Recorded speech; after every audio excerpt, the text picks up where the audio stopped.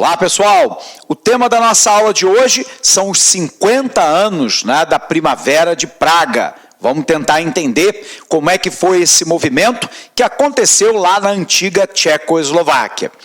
De novo, a gente tem que construir lá aquela nossa linha do tempo.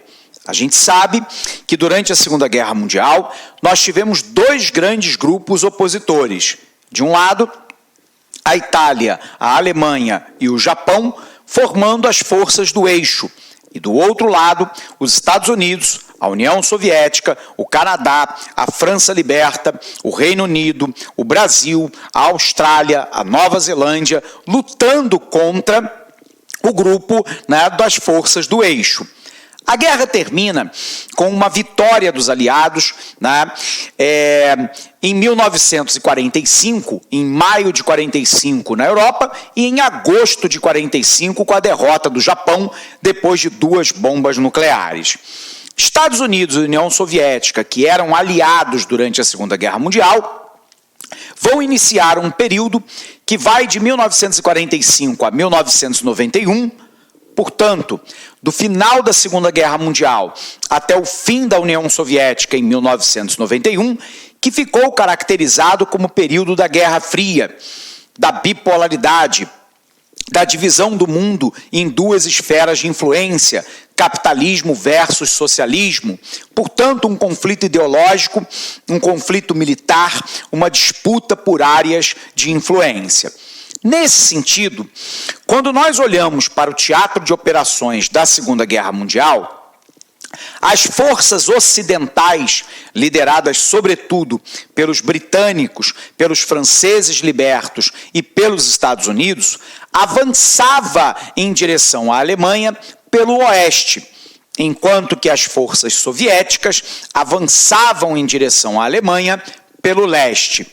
O ponto-chave é que quando termina a Segunda Guerra Mundial, boa parte do leste europeu estava sob controle soviético.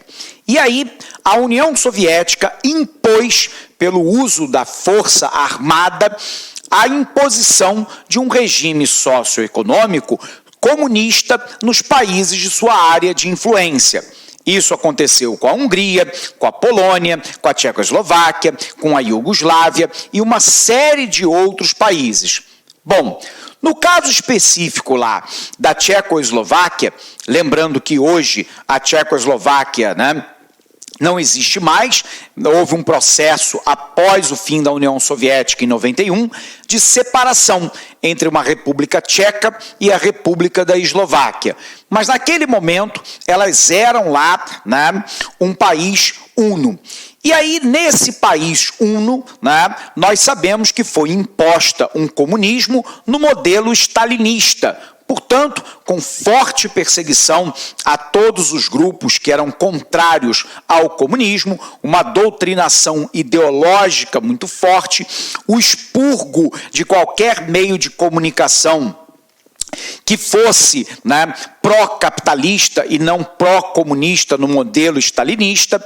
Havia um culto da personalidade, da figura do próprio Stalin e de personagens fortes dentro de cada um dos países que compunham a Europa Oriental. Esse modelo de produção foi garantido por uma estatização dos meios de produção, tudo passou a pertencer ao Estado, e todo mundo trabalhava para uma fonte estatal. Não havia liberdade de imprensa, não havia liberdade de ir e vir, não havia liberdade de organização e havia um único partido político, portanto, um sistema monopartidarista. Esse era o modelo que a União Soviética implementou no leste europeu. No entanto, na década de 1950, assumiu o poder da União Soviética o Nikita Khrushchev. E o Khrushchev rompeu com a ideia stalinista que vinha até então e começa a flexibilizar algumas das imposições da União Soviética em relação aos países do leste europeu, o que não significa, em absoluto, abrir mão do controle desses países, mas havia lá uma possibilidade de uma certa flexibilização das relações. Bom, para a gente continuar entendendo isso, vamos colocar no quadro o que nós falamos até agora. Então, o que nós temos lá, né? Nós temos os 50 anos da Primavera de Praga.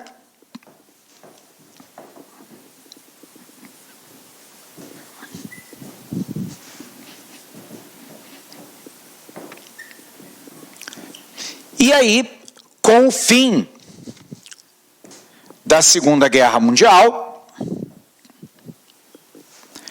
a Europa Oriental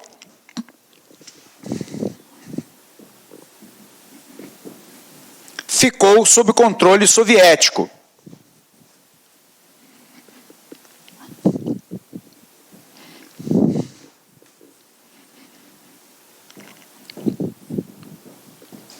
Foi implantado, então, né, o socialismo com a estatização dos meios de produção,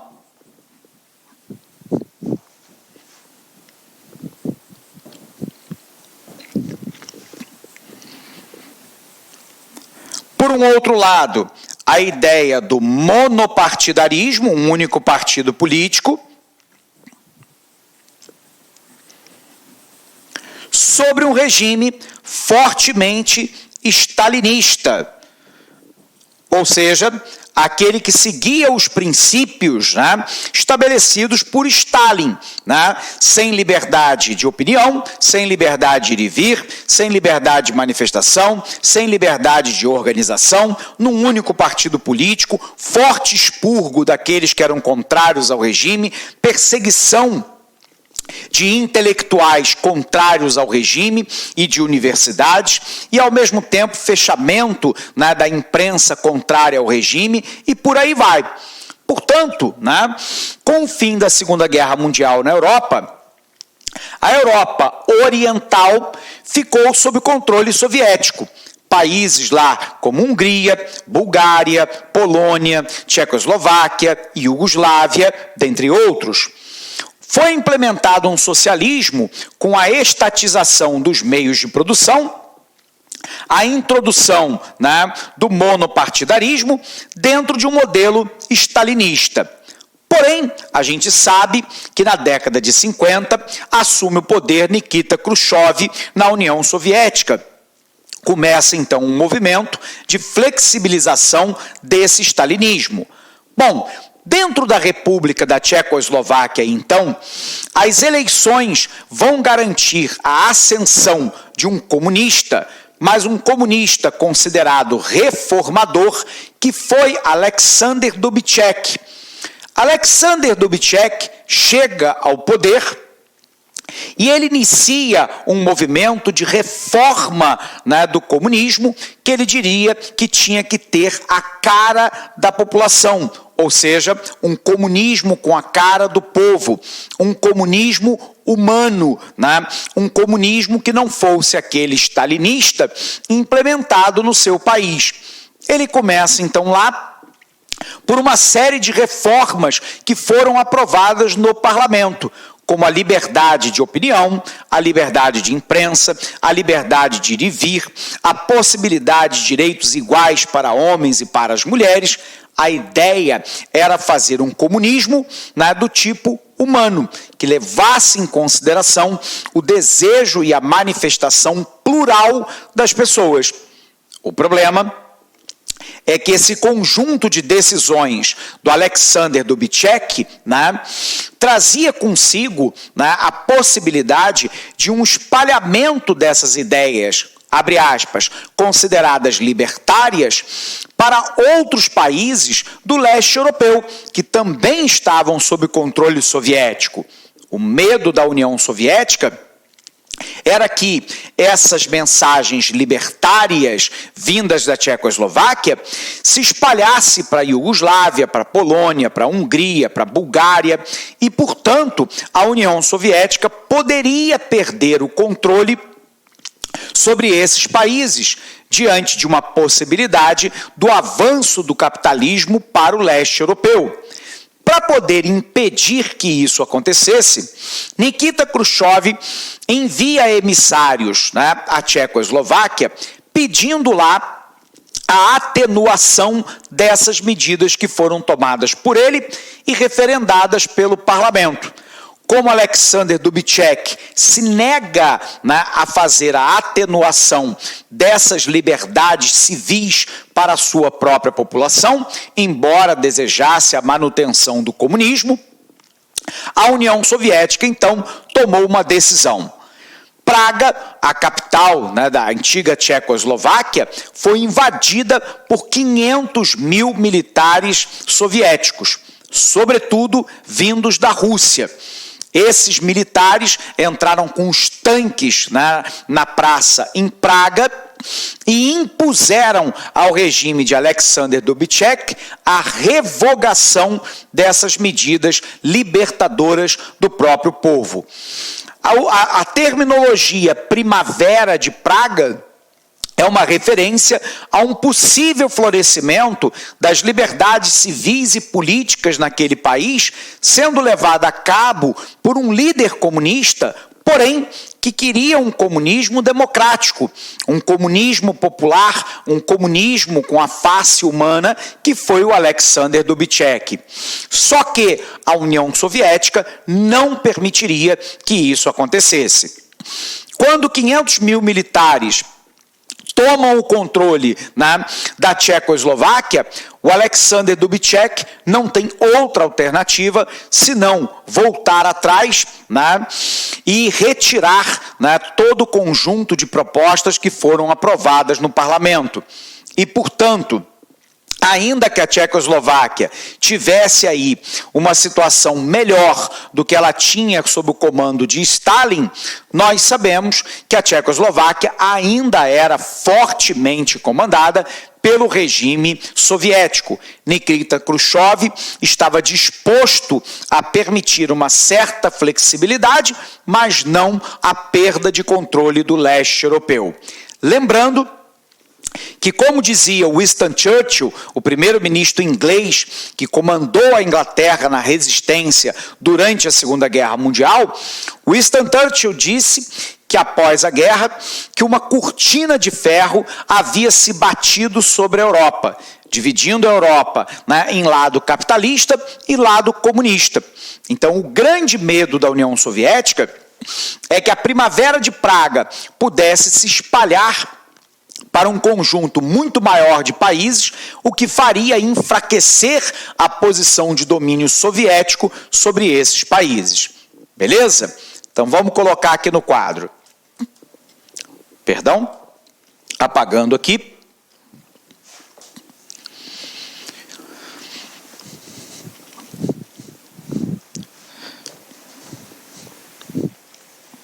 Então, a gente tem lá, né, em 1968, a Tchecoslováquia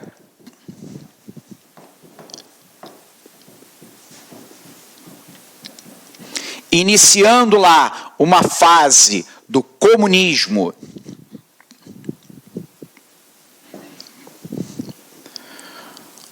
com face humana e, portanto, garantindo as liberdades civis, religiosas, de organização e de manifestação. Tudo isso feita lá pelo seu presidente, Alexander Dubček, que era um reformista, repito, embora fosse um comunista. Essas liberdades aqui foram, inclusive, apoiadas pelo parlamento. Qual era o problema, né? É que a União das Repúblicas Socialistas Soviéticas, a União Soviética, temia a perda de controle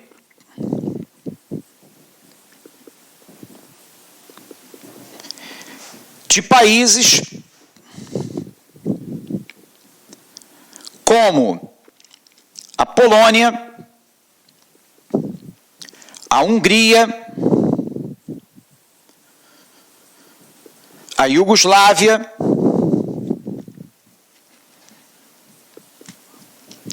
etc., com um possível espalhamento dessa primavera de Praga, né? E, portanto, vamos lembrar, em 68, a Tchecoslováquia, com Alexander Dubček, quis implementar um comunismo com face humana, né? E, portanto, levando em considerações os desejos da própria população. Ele luta, então, lá para criar um comunismo, mas com liberdades civis, com liberdade de manifestação religiosa, de organização e de manifestação.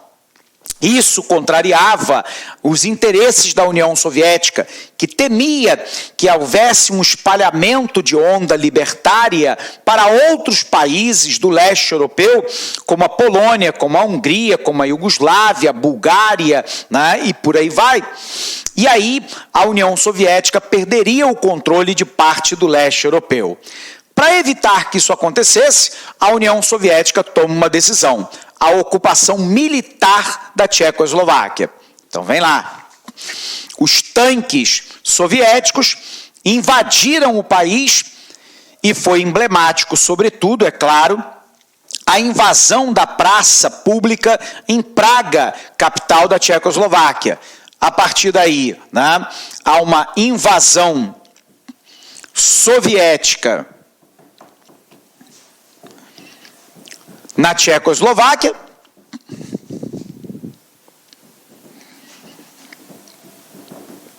E Nikita Khrushchev, o líder soviético, impõe a retirada, né, da legislação libertária, né?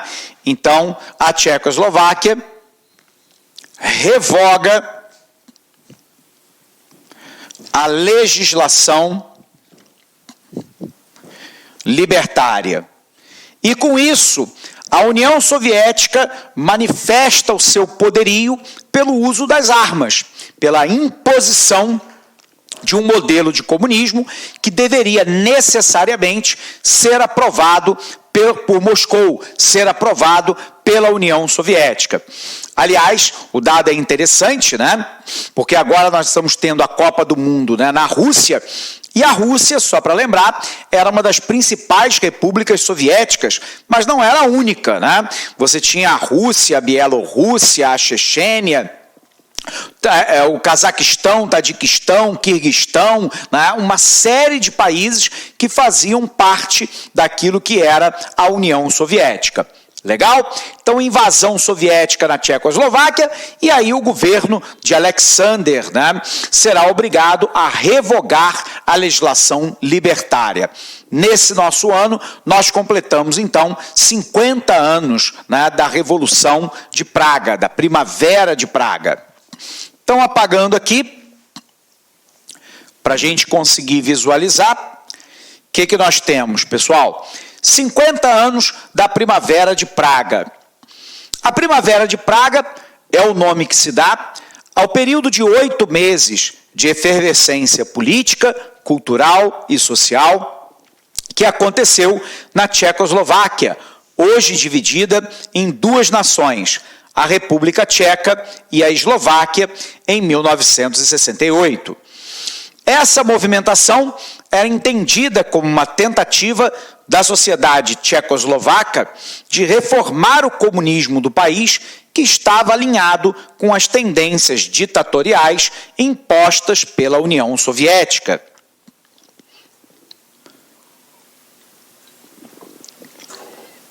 Quais são os antecedentes dessa questão? Após a Segunda Guerra Mundial, o leste da Europa foi ocupado por tropas da União Soviética e, a partir daí, esses países foram integrados ao bloco comunista e governados por partidos comunistas que se estruturaram com base nos moldes do comunismo soviético, ou seja, no stalinismo, nas ideias políticas de Joseph Stalin. Em todos eles, países comunistas do leste europeu, nós encontramos sistemas políticos unipartidários, é a mesma coisa que monopartidarismo, um único partido político, com estruturas de autoridade altamente centralizada, uma verdade cultural e intelectual oficialmente promulgada pelo próprio comunismo, determinada pela autoridade política, economias centrais planejadas, planificadas, pelo Estado, e até mesmo a relíquia mais óbvia da herança stalinista, líderes supremos de forte perfil. Em muitos desses países, o surgimento de um regime comunista havia sido imposto pela força das tropas soviéticas, mas, no caso da Tchecoslováquia, o surgimento de um regime comunista partiu de uma demanda social que via no comunismo uma esperança para as melhorias para o futuro. As práticas políticas impostas às nações do leste europeu pelo governo de Moscou geravam forte insatisfação nas nações do bloco. A partir da década de 1950, surgem então debates em diversas nações propondo lá um reformismo para o comunismo soviético. Isso aconteceu, sobretudo, depois que em 1956 acontece a desestalinização promovida por Nikita Khrushchev. O grande impacto disso aconteceu inicialmente na Hungria, com a ocorrência de uma revolução popular fortemente reprimida pelo governo de Moscou. No caso da Tchecoslováquia, a ideia de um reformismo do comunismo só se manifestou a partir da segunda metade da década de 1960. A agitação dentro do Partido Comunista da Tchecoslováquia gerou grandes repercussões na sociedade. Os eventos da Primavera de Praga são o resultado disso. A agitação que abalou a sociedade tchecoslováquia durante os meses de 1968, iniciou-se em 5 de janeiro, quando Alexander Dubček assumiu o posto de primeiro secretário do Partido Comunista da Tchecoslováquia. Dubček era um político reformista, que possuía uma estreita ligação com intelectuais locais e defendia a ideia de promover um socialismo com o rosto humano. A força do discurso por reformas na sociedade no regime comunista na Tchecoslováquia se espalharam por toda a sociedade e alcançou principalmente os estudantes, que já em março de 68 manifestavam-se exigindo o fim da censura que existia no país. O resultado disso foi que no mesmo mês a censura foi revogada na Tchecoslováquia. Dubček divulgou em 5 de abril de 68 um programa de ação do Partido Comunista Tchecoslovaco.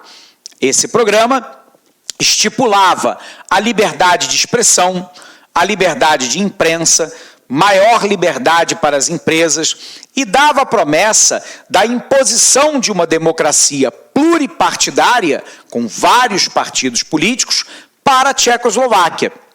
Essa proposta de reforma, realizada por Dubček, foi apoiada por húngaros, iugoslavos e romenos.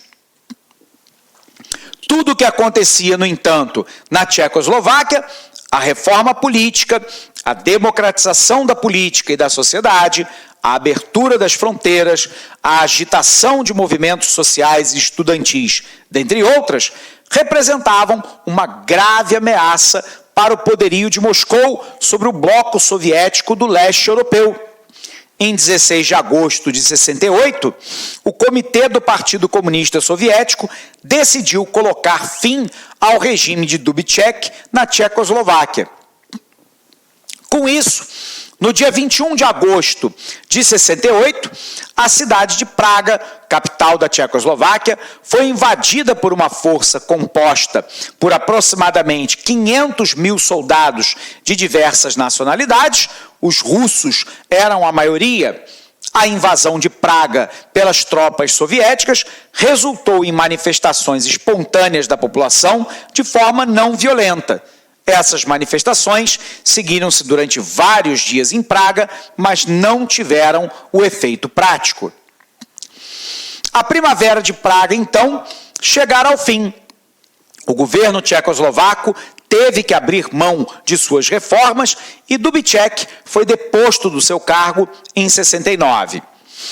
Historiadores sugerem que o fracasso da Primavera de Praga e o descrédito que se estabeleceu no bloco comunista após isso deram início à decadência do bloco soviético.